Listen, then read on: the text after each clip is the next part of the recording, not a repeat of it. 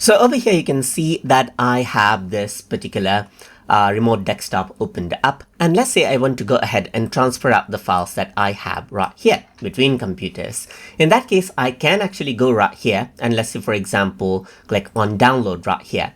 And you'll be able to see the progress right here, just like this, as you can see. So you can see that this is the progress that I have, and same goes with this as well. So I can go around, select, let's say, for example, these files right here. I can shift select it.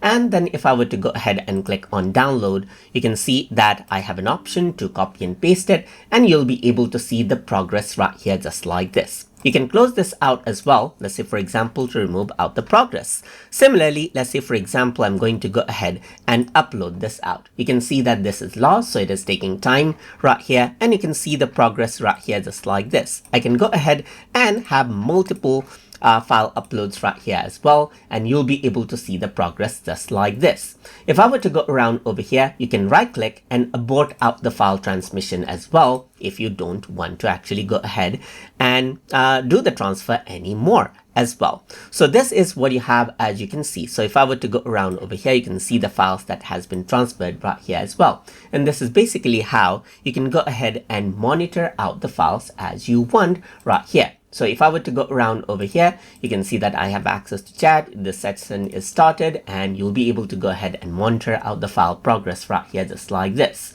So that is how you can monitor file transfer progress and see what has been transferred right here in AnyDesk. So I hope you guys learned something as always. And as always, please like, comment, share, and subscribe.